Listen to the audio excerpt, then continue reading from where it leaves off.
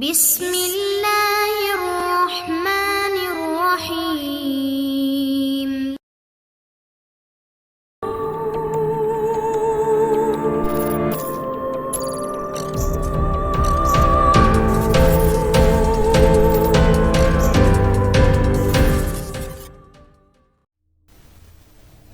السلام علیکم دوستو، اشتاق احمد ناول، جرال اور انسپکٹر جمشید۔ اگر آپ نے ابھی تک ہمارے چینل جاسوسی دنیا کو سبسکرائب نہیں کیا تو سبسکرائب کریں اور بیل آئیکن پر کلک کیجئے۔ کمرے کا دروازہ کافی حد تک مضبوط تھا۔ فاروق نے سوچا دروازہ توڑنے میں انہیں کچھ دیر تو ضرور لگے گی، کیوں نہ انہیں تھکنے دیا جائے۔ ایسی صورت میں انہیں جل دے کر بھاگنا نکلنا آسان ہوگا۔ وہ خود بھی تو بھاگتے بھاگتے کافی تھک گیا تھا، اسے بھی آرام کی ضرورت تھی، لہٰذا وہ آرام سے کمرے کے فرش پر بچھے قالین پر لیٹ گیا۔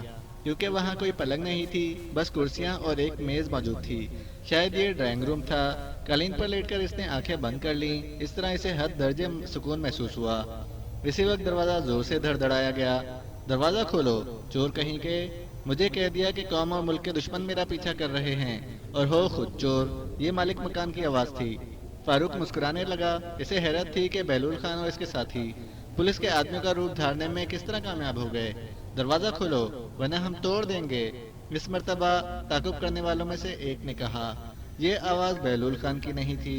توڑ ڈالو، مجھے کیا پرواہ ہے، یہ میرا گھر تو ہے نہیں کہ دروازہ ٹوٹنے کی فکر کروں۔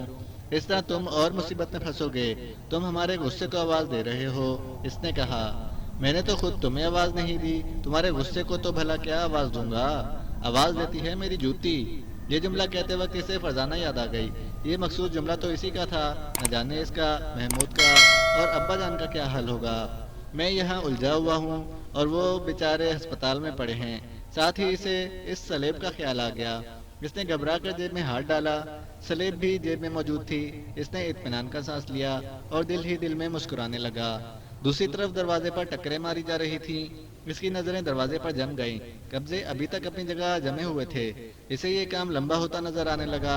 آخر جب اس نے دیکھا کہ ٹکریں مارنے والے اب بری طرح تھک گئے ہیں اور ان کی ٹکروں میں وہ زور نہیں رہا، تو وہ دھیرے سے اٹھا۔ اس کے چہرے پر ایک شریر سی مسکراہٹ کھیلنے لگی۔ دبے پاؤں چلتا ہوا دروازے کے قریب آ گیا۔ قبضے اب آہستہ آہستہ اپنی جگہ چھوڑ رہے تھے۔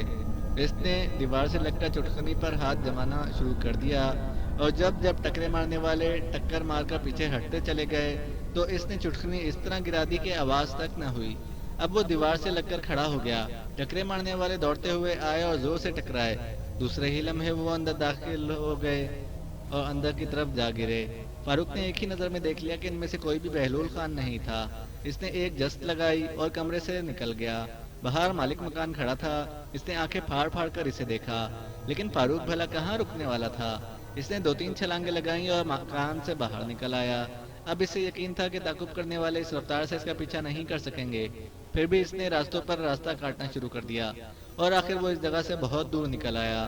اس نے غور کیا کہ وہ کہاں ہے اور پھر وہاں سے ہسپتال کا راستہ اختیار کیا۔ پھر کچھ سوچ کر ایک ٹیکسی لی اور اس میں بیٹھ کر ہسپتال جا پہنچا۔ ہسپتال سے اسے معلوم ہوا کہ اس کے والدین اور بھائی بہن تو گھر جا چکے ہیں۔ وہ ہسپتال سے نکل کر ایک رکشے میں بیٹھا، کیونکہ ٹیکسی والے کو اس نے رکنے کے لیے نہیں کہا تھا۔ اس کا تو یہی خیال تھا کہ ابھی سب لوگ ہسپتال میں ہی موجود ہوں گے۔ اس کا رکشہ گھر کے دروازے کے سامنے پہنچا تو یہ دیکھ کر اسے بڑی حیرت ہوئی کہ پورا مکان روشنی میں نہایا ہوا ہے، دروازے اور کھڑکیاں کھلی ہوئی ہیں۔ یہ ایک حیرت انگیز بات تھی، اس سے پہلے کبھی ایسا دیکھنے میں نہیں آیا تھا۔ وہ رکشے سے اترا، اس کا بل ادا کیا اور ایک ایک قدم اٹھاتا گھر کی طرف بڑھنے لگا۔ اس کا دل دھک دھک کر رہا تھا۔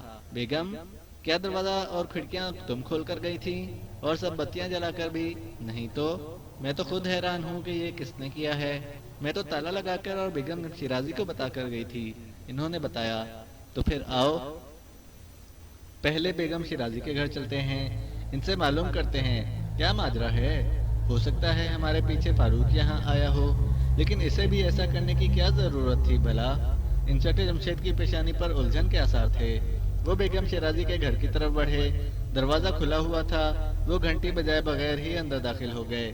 گھر میں گہری خاموشی چھائی ہوئی تھی، یوں لگتا تھا جیسے اندر کوئی بھی نہ ہو۔ وہ ایک ایک کمرے کو دیکھتے ہوئے آگے بڑھتے چلے گئے۔ سب کمرے خالی پڑے تھے اور ہر طرف بے ترتیبی کا عالم تھا، چیزیں الٹی پڑی تھیں۔ آخر وہ بیگم شیرازی کے کمرے میں داخل ہوئے۔ دوسرا لمحہ انہیں چونکا دینے والا تھا۔ وہ کرسی سے بندھی پڑی تھیں، ان کے منہ پر بھی کپڑا باندھ دیا گیا تھا۔ بکھلاہٹ کے عالم میں وہ ان کی طرف لپکے اور رسیاں کھولنے لگے۔ انہوں نے سب سے پہلے ان کا منہ کھولا، لیکن وہ تو بے ہوش تھیں۔ رسیاں کھولنے کے بعد انہیں پلنگ پر لٹا دیا گیا اور ہوش میں لانے کے لیے انہیں ہلایا جلایا گیا۔ آخر انسپکٹر جمشید بولے، محمود، فریج سے پانی لے آؤ۔ کمرے کا دروازہ کافی حد تک مضبوط تھا۔ فاروق نے سوچا دروازہ توڑنے میں انہیں کچھ دیر تو ضرور لگے گی، کیوں نہ انہیں تھکنے دیا جائے۔ ایسی صورت میں انہیں جل دے کر بھاگنا آسان ہوگا۔ وہ خود بھی تو بھاگتے بھاگتے کافی تھک گیا تھا، اسے ابھی آرام کرنے کی ضرورت تھی۔ لہٰذا وہ آرام سے کمرے کے فرش پر بچھے قالین پر لیٹ گیا۔ کیونکہ وہاں کوئی پلنگ نہیں تھی، بس کرسیاں اور ایک میز موجود تھی، شاید یہ ڈرائنگ روم تھا۔ قالین پر لیٹ کر اس نے آنکھیں بند کر لیں۔ اس طرح اسے دھڑ درجے سکون محسوس ہوا۔ اسی وقت دروازہ زور سے دھڑدھڑایا گیا۔ دروازہ کھولو، چور کہیں کے! مجھے کہہ دیا کہ قوم اور ملک کے دشمن میرا پیچھا کر رہے ہیں، اور ہو خود چور! یہ مالک مکان کی آواز تھی۔ فاروق مسکرانے لگا۔ اسے حیرت اس بات پر تھی کہ بہلول خان اور اس کا ساتھی پولیس کے آدمیوں کا روپ دھارنے میں کس طرح کامیاب ہو گئے۔ دروازہ کھولو ورنہ ہم توڑ دیں گے، اس مرتبہ تعقب کرنے والوں میں سے ایک نے کہا۔ یہ آواز بہلول خان کی نہیں تھی۔ توڑ ڈالو، مجھے کیا پرواہ ہے، یہ میرا گھر تو ہے نہیں کہ دروازہ ٹوٹنے کی فکر ہوگی۔ اس طرح تم اور مصیبت میں پھنسو گے، تم ہمارے غصے کو آواز دے رہے ہو۔ اس نے کہا، میں نے تو خود تمہیں آواز نہیں دی، تمہارے غصے کو تو بھلا کیا آواز دوں گا؟ آواز دیتی ہے میری جوتی۔ یہ جملہ کہتے وقت اسے فرزانہ کی یاد آ گئی۔ یہ مخصوص جملہ تو اسی کا تھا۔ نہ جانے اس کا، محمود کا اور ابا جان کا کیا حال ہوگا۔ میں یہاں الجھا ہوا ہوں اور وہ بیچارے بے ہوش اسپتال میں پڑے ہوئے ہیں۔ ساتھ ہی اسے اس سلیب کا خیال آ گیا۔ اس نے گھبرا کر جیب میں ہاتھ ڈالا، سلیب بھی موجود تھی۔ اس نے اطمینان کا سانس لیا اور دل ہی دل میں مسکرانے لگا۔ دوسری طرف دروازے پر ٹکریں ماری جا رہی تھیں۔ اس کی نظریں دروازے پر جم گئیں۔ قبضے ابھی تک اپنی جگہ پر جمے ہوئے تھے۔ اسے یہ کام لمبا ہوتا نظر آنے لگا۔ آخر جب اس نے دیکھا کہ ٹکریں مارنے والے اب بری طرح تھک گئے ہیں اور ان کی ٹکروں میں وہ زور نہیں رہا، تو وہ دھیرے سے اٹھا۔ اس کے چہرے پر ایک شریری سی مسکراہٹ کھیلنے لگی۔ دبے پاؤں چلتا ہوا وہ دروازے کے قریب آ گیا۔ قبضے اب آہستہ آہستہ اپنی جگہ چھوڑ رہے تھے۔ اس نے دیوار سے لگ کر چٹکنی پر ہاتھ جما دیا، اور جب ٹکر مارنے والے ٹکر مار کر پیچھے ہٹتے چلے گئے تو اس نے چٹکنی اس طرح گرا دی کہ آواز تک نہ ہوئی۔ اب وہ دیوار سے لگ کر کھڑا ہو گیا۔ ٹکرے مارنے والے وہ دوڑتے ہوئے آئے اور زور سے ٹکرائے۔ دوسرے ہی لمحے وہ اندر آ گرے۔ فاروق نے ایک ہی نظر میں دیکھ لیا کہ ان میں سے کوئی بہلول خان نہیں تھا۔ اس نے ایک جست لگائی اور کمرے سے باہر نکل گیا۔ باہر مالک مکان کھڑا تھا۔ اس نے آنکھیں پھاڑ پھاڑ کر اسے دیکھا، لیکن فاروق بھلا کہاں رکنے والا تھا۔ اس نے 2-3 چھلانگیں لگائیں اور مکان سے باہر نکل آیا۔ اب اسے یقین تھا کہ تعقب کرنے والے اس رفتار سے اس کا پیچھا نہیں کر سکیں گے۔ پھر بھی اس نے راستوں پر راستہ کاٹنا شروع کر دیا اور آخر وہ اس جگہ سے بہت دور نکل آیا۔ اس نے غور کیا کہ وہ کہاں ہے اور پھر وہاں سے ہسپتال کا راستہ اختیار کیا۔ پھر کچھ سوچ کر ایک ٹیکسی لی اور اس میں بیٹھ کر ہسپتال پہنچا۔ ہسپتال سے اسے معلوم ہوا کہ اس کے والدین اور بھائی بہن تو گھر جا چکے ہیں۔ وہ ہسپتال سے نکل کر ایک رکشے میں بیٹھا، کیونکہ ٹیکسی والے کو اس نے رکنے کے لیے نہیں کہا تھا۔ اس کا تو یہی خیال تھا کہ ابھی سب لوگ ہسپتال میں ہی موجود ہوں گے۔ اس کا رکشہ گھر کے سامنے پہنچا تو یہ دیکھ کر اسے بڑی حیرت ہوئی کہ پورا گھر روشنی میں نہایا ہوا ہے، دروازے اور کھڑکیاں کھلی ہیں۔ یہ ایک حیرت انگیز بات تھی۔ اس سے پہلے کبھی ایسے دیکھنے میں تو نہیں آیا تھا۔ وہ رکشے سے اترا، اس کا بل ادا کیا اور ایک ایک قدم اٹھانا شروع کر دیا گھر کی طرف۔ اس کا دل دھک دھک کر رہا تھا۔ بیگم، کیا تم دروازے اور کھڑکیاں کھول کر گئی تھی؟ نہیں تو؟ میں خود حیران ہوں کہ یہ کس نے کیا ہے۔ میں تو تالا لگا کر اور بیگم شیرازی کو بتا کر گئی تھی۔ تو پھر آؤ، پہلے بیگم شیرازی کے گھر چلتے ہیں، ان سے معلوم کرتے ہیں کیا ماجرا ہے۔ ہو سکتا ہے ہمارے پیچھے فاروق یہاں آیا ہو، لیکن اسے بھی ایسا کرنے کی ضرورت کیا تھی بھلا؟ انسپکٹر جمشید کی پیشانی پر الجھن کے آثار تھے۔ وہ بیگم شیرازی کے گھر کی طرف بڑھے۔ دروازہ کھلا ہوا تھا۔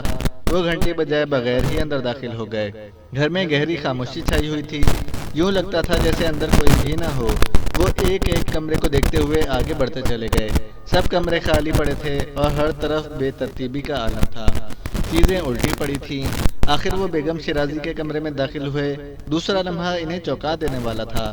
وہ کرسی سے بندھی پڑی تھیں، ان کے منہ پر بھی کپڑا باندھ دیا گیا تھا۔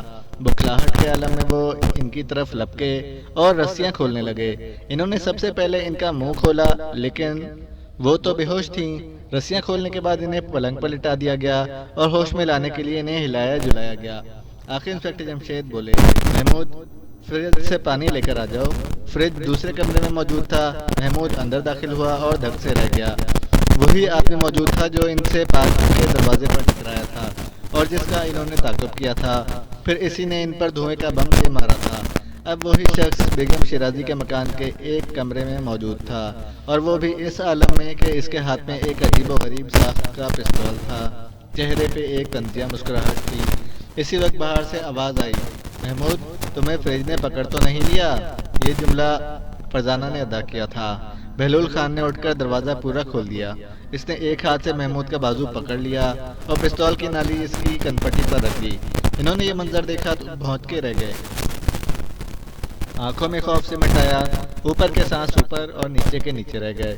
مجھے انتظار فاروق کا تھا اور آ گئے تم لوگ۔ خیر وہ بھی آتا ہی ہوگا۔ بہلول خان تم چاہتے کیا ہو؟ تم مجھ سے جو کچھ حاصل کرنا چاہتے تھے کر چکے، پھر اب کس لیے آئے ہو؟ نرم لہجے میں بات کرو انسپکٹر، ایسا لہجہ تمہیں زیب نہیں دیتا، وہ بھی ان حالات میں جبکہ تمہارے بیٹے کی کنپٹی پر پستول کی نالی رکھی ہو۔ تم ایک بیٹے کی بات کرتے ہو؟ میرے تو تینوں بچے اس ہر وقت ملک اور قوم کے لیے جان کی بازی لگانے کے لیے تیار رہتے ہیں۔ خیر یہ تمہاری مرضی کی بات ہے، اگر تم اسے قربان کرنے پر تل ہی گئی ہو تو میں کیا کہہ سکتا ہوں۔ تمہیں فاروق کا انتظار کیوں ہے؟ اس نے مجھے بہت پریشان کیا ہے، اب میں اسے مزہ چکھانے آیا ہوں، تو پھر اس کے حصے کا مزہ ہمیں چکھا تو۔ ابا جانا آپ میری فکر نہ کیجیے گا، محمود نے پرسکون آواز میں کہا۔ کوئی بات نہیں محمود، انسپکٹر جمشید بولے، پھر بہلول خان کی طرف مڑے۔ ہاں تو کیا کیا ہے فاروق نے تمہارے ساتھ؟ وہ میرے پیچھے لگ گیا تھا، پھر میرے ٹھکانے تک جا پہنچا۔ اس وقت میں نے اسے دیکھ لیا اور پکڑ کر کمرے میں بند کر دیا۔ وہ بند کمرے سے بھی بھاگ نکلا، حالانکہ میں سوچ بھی نہ سکتا تھا کہ وہ بند کمرے سے بھی فرار ہو سکتا ہے۔ میں سیدھا ادھر آ گیا کیونکہ میں جانتا تھا کہ وہ یہیں آئے گا۔ یہاں آ کر میں نے تمہارے مکان کا تالا توڑ ڈالا، اس کے تمام دروازے اور کھڑکیاں کھول دیں، بلب جلا دیے، پھر بیگم شیرازی کے گھر میں داخل ہوا، اسے باندھا اور یہاں کمرے میں بیٹھ کر فاروق کا انتظار کرنے لگا، کیونکہ میں جانتا تھا کہ اپنے مکان کو اس حالت میں دیکھ کر وہ سیدھا ادھر ہی آئے گا، لیکن اس سے پہلے تم یہاں پہنچ گئے۔ خیر وہ بھی آتا ہی ہوگا، تم اسے چاہتے کیا ہو؟ تھوڑی دیر پہلے جو چیز میں نے تمہاری جیب سے لے اڑا تھا وہ اسے میرے کمرے سے لے اڑا ہے۔ کیا؟ انسپکٹر جمشید زور سے چلائے اور وہ سب حیرت زدہ رہ گئے۔ انہیں نہیں معلوم تھا کہ وہ کیا چیز ہے۔ ابا جان یہ کس چیز کا ذکر ہے؟ ایک سلیب کا جو سونے کی بنی ہوئی ہے اور جس پر ہیرے جڑے ہوئے ہیں۔ جی سونے کی سلیب؟ ہاں، ایک غیر ملکی جاسوس سرحد پار کرتے ہوئے پکڑا گیا ہے، اس کے پاس سے وہ سلیب برآمد ہوئی تھی، وہ میں نے اپنے پاس رکھ لی، لیکن ابھی میں اسے آئی جی صاحب کے کمرے سے لے کر آیا ہی تھا کہ بہلول خان میرے کمرے میں بیٹھا ملا۔ اس نے مجھے ایک فرضی کہانی سنائی اور ہاتھ ملاتے وقت سلیب نکال لینے میں کامیاب ہو گیا۔ میں اس سلیب کی خاطر ہی اس قدر بدحواسی کے عالم میں اس کے پیچھے بھاگا تھا۔ ادھر تم گھر سے روانہ ہوئے، یہ نیشنل پارک سے نکلتا ہوا تم سے ٹکرا گیا، تمہیں اس کی آواز جانی پہچانے لگی اور تم اس کا تعاقب کرنے پہ مجبور ہو گئے۔ اس طرح ہم حادثے کا شکار ہو گئے، لیکن فاروق تو پارک میں ہی رہ گیا تھا، وہ اس کی راہ پر کس طرح لگ گیا؟ وہ تمہارے بعد روانہ ہوا تھا اور دھماکے کے مقام سے تھوڑی دور تھا۔ اس نے بہلول خان کو دھوئیں کے پاس سے بھاگتے دیکھا ہوگا اور اس کے پیچھے لگ گیا۔ تو یہ سلیب کیا بلا ہے؟ فرزانہ نے پوچھا۔ یہ ہمیں ابھی معلوم کرنا ہے، انسپکٹر جمشید بولے، بلکہ ہمیں معلوم کرنا ہے کہ بہلول خان کیا چیز ہیں۔ فرزانہ نے قدرے مسکرا کر کہا، آخر ہمیں ان کی آواز جانی پہچانی کیوں معلوم ہوتی ہے؟ تم لوگوں کا خیال ٹھیک ہی ہے، آواز مجھے بھی جانی پہچانی لگی ہے۔ کیا؟ محمود اور فرزانہ ایک ساتھ چلائے۔ پھر فرزانہ نے کہا، اس کا مطلب ہے ہم بہلول خان سے پہلے ضرور کہیں مل چکے ہیں۔ ہاں ایسا ہی معلوم ہوتا ہے۔ میرے لیے جو بات سب سے زیادہ حیرت انگیز ہے، شاید تم نے اس پر غور نہیں کیا۔ وہ کیا؟ یہ کہ بہلول خان یہاں تنہا ہی آ گیا ہے، یہ اپنے ساتھ کسی کو بھی نہیں لایا۔ میرے آفس میں بھی یہ تنہا ہی آیا تھا، باہر بھی اس کا کوئی ساتھی موجود نہیں تھا۔ آخر کیوں؟ یہ چیز مجھے پریشان کر رہی ہے کہ بہلول خان کی چیز کیا ہے جو میرے مقابلے پر آتے ہوئے کسی ساتھی کی ضرورت بھی محسوس نہیں کرتا۔ فاروق اگر اسے چکمہ دینے میں کامیاب ہو گیا تو اس کی وجہ یہ ہے کہ بہلول خان نے اس کی ذہانت کا اندازہ لگانے میں غلطی کی، لیکن یہ نہیں ہو سکتا ہے کہ وہ مجھ سے بھی پوری طرح واقف نہ ہو۔ انسپکٹر جمشید کہتے چلے گئے۔ اس دوران بہلول خان برابر مسکراتا جا رہا تھا۔ اس کی مسکراہٹ ان سب سے کچھ کہتی معلوم ہو رہی تھی۔ اسی وقت انہوں نے گھنٹی بجنے کی آواز سنی۔ انداز فاروق کا ہی تھا۔ آتے ہوئے وہ دروازہ کھلا چھوڑ آئے تھے۔ ان کے دل دھک دھک کرنے لگے۔ ان کی نظریں بہلول خان پر جم گئیں۔ خدا جانے اب وہ کیا کرنے کا ارادہ رکھتا تھا۔ بہلول خان کے چہرے پر ایک پراسرار مسکراہٹ ناچنے لگی۔ اس نے دبی آواز میں کہا، انسپکٹر جمشید، بہلول خان جیسا مجرم تمہیں کم ہی ملا ہوگا۔ اب دیکھو کہ وہ کیا کرتا ہے۔ میں جانتا ہوں کہ بیرونی دروازہ تم کھلا چھوڑ کر آئے ہوگے، لہٰذا اب فاروق کو آواز دے کر کہو کہ وہ اندر آ جائے۔ بس تم صرف اتنا کہو گے۔ اگر کوئی اور آواز نکالنے کی کوشش کی تو گولی محمود کی کھوپڑی کے پار ہو جائے گی۔ ان کی سٹی گم ہو گئی۔ فاروق گھر کے دروازے سے ہوتا ہوا اندر آیا۔ اس کی حیرت لمحہ بہ لمحہ بڑھتی جا رہی تھی۔ پورا گھر سائیں سائیں کر رہا تھا، جبکہ وہ اس کے ہسپتال پہنچنے سے پہلے گھر کی طرف روانہ ہو چکے تھے اور پروفیسر داؤد کی کار میں روانہ ہوئے تھے۔ پروفیسر انکل کی کار بھی گھر کے باہر کھڑی ملی تھی۔ تو پھر آخر وہ لوگ گھر کے اندر کیوں نہیں ہیں؟ وہ کہاں گئے؟ سب بتیاں کیوں جلا گئے؟ دروازے کیوں کھلے چھوڑ گئے؟ اوہ ہاں، مجھے چل کر بیگم شیرازی سے معلوم کرنا چاہیے۔ انہیں ضرور معلوم ہوگا۔ ایک ایک کمرہ دیکھنے کے بعد وہ باہر نکل آیا۔ دفتن اسے ایک اور خیال آیا۔ دروازے سے نکل کر وہ پائیں باغ میں آیا اور پھر واپس پلٹا۔ اب اس کا رخ بیگم شیرازی کے گھر کی طرف تھا۔ دروازہ اگرچہ اندر سے بند نہیں تھا، پھر بھی اس نے دستک دیے بغیر اندر داخل ہونا مناسب نہ سمجھا۔ اس نے گھنٹی کا بٹن دبا دیا۔ چند لمحے تک دروازہ پر خاموشی طاری رہی۔ اس نے دوبارہ بٹن دبایا ہی تھا کہ اس کے والد کی آواز سنائی دی، فاروق بیٹے، اندر چلے آؤ، دروازہ کھلا ہے۔ اور فاروق چونک اٹھا۔ اس سیدھے سادے جملے کا مطلب خطرے کا الارم تھا۔ فاروق کو فوراً معلوم ہو گیا کہ یہ جملہ دشمنوں نے اس کے والد سے کہلوایا ہے اور اس وقت وہ اس کے نشانے کی زد میں ہیں۔ اس کا دل دھک دھک کرنے لگا۔ اسے جو کچھ کرنا تھا چند سیکنڈ کے اندر کرنا تھا۔ اچانک اس نے اندر جانے کا پروگرام تبدیل کر دیا۔ وہ دبے پاؤں زینے کی سیڑھیاں چڑھتا چلا گیا۔ چھت پر جا کر ایک روشن دان سے جھانکنے کے لیے وہ منڈیر پر آدھے دھڑ سے جھکا، لیکن اس کمرے میں کوئی نہیں تھا۔ اس نے ایک پل کے لیے سوچا، چھت کا حساب لگایا اور اندازے سے بیگم شیرازی کے کمرے کے روشن دان تک آیا۔ اس مرتبہ وہ جھکا تو اسے عجیب منظر نظر آیا۔ بہلول خان محمود کی کن پٹی سے پستول لگائے کھڑا تھا اور باقی لوگ دم بخود کھڑے تھے۔ ان میں پروفیسر داؤد بھی تھے۔ فاروق کا ذہن تیزی سے کام کرنے لگا۔ اسی وقت اس نے سنا بہلول خان آہستہ آواز میں کہہ رہا تھا، انسپکٹر جمشید، تمہارا بیٹا ابھی تک نہیں آیا۔ کہیں تم نے ان الفاظ کے ذریعے اسے کوئی اشارہ تو نہیں دے دیا؟ ہو سکتا ہے وہ فاروق نہ ہو اور دروازے پر کوئی اور ہی آدمی ہو۔ اچھا، تو اب یہ آواز لگاؤ، دروازے پر جو کوئی بھی ہے اندر آ جائے۔ انسپکٹر جمشید نے یہ الفاظ بھی دہرا دیے، کیونکہ وہ جان چکے تھے کہ دروازے پر فاروق تھا، لیکن ان کا جملہ سن کر وہ اندر داخل نہیں ہوا تھا، یا ہوا تھا تو ان تک پہنچا نہیں تھا، جس کا صاف مطلب یہ تھا کہ اس نے خطرے کو بھانپ لیا ہے۔ فاروق اس وقت اس چکر میں تھا کہ کرے تو کیا کرے۔ اس وقت سوال محمود کی زندگی کا تھا۔ اس کی کن پٹی پر پستول رکھا تھا اور کوئی ترکیب اسے سوجھ نہیں رہی تھی۔ اچانک اسے ایک خیال آیا۔ غسل خانے کا دروازہ کھلا تھا۔ وہ جانتا تھا کہ اس غسل خانے کا دروازہ دوسرے کمرے میں بھی کھلتا ہے۔ اگر وہ دروازہ اس وقت کھلا مل جائے تو کیا ہی بات ہے۔ وہ تیزی سے لیکن آواز پیدا کیے بغیر نیچے اتر کر اس کمرے میں داخل ہوا۔ اس کا دل خوشی سے بلیوں کی طرح اچھلنے لگا، کیونکہ وہ دروازہ کھلا ہوا تھا۔ شاید یہ بہلول خان نے اپنی آسانی کے لیے کھول دیا تھا۔ وہ اس میں سے ہوتا ہوا فریج والے کمرے میں آیا اور پھر بیگم شیرازی والے کمرے میں آ گیا، کیونکہ بہلول خان کی کمر دروازے کی طرف تھی۔ دوسروں نے ضرور اسے اندر آتے ہوئے دیکھ لیا تھا، مگر انہوں نے چہرے کے تاثرات سے ظاہر نہیں ہونے دیا تھا۔ اس وقت بہلول خان کہہ رہا تھا، اب مجھے یقین ہو چلا ہے کہ تم نے اسے ضرور ان الفاظ میں کوئی خفیہ اشارہ دے دیا ہے۔ تمہارا خیال ٹھیک ہی ہے بہلول خان۔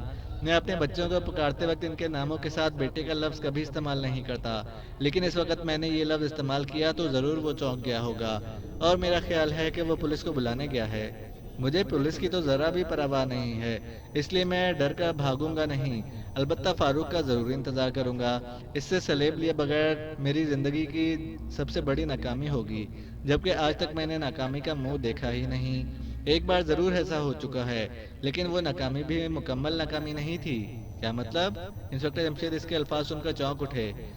اس کے ان الفاظ کے ساتھ ہی کوئی چیز اس کے سر سے پوری قوت سے ٹکرائی، اس کے منہ سے ایک کراہ نکلی، وہ لڑکھڑایا اور گرنے لگا، لیکن پھر گرتے گرتے بھی سنبھل گیا۔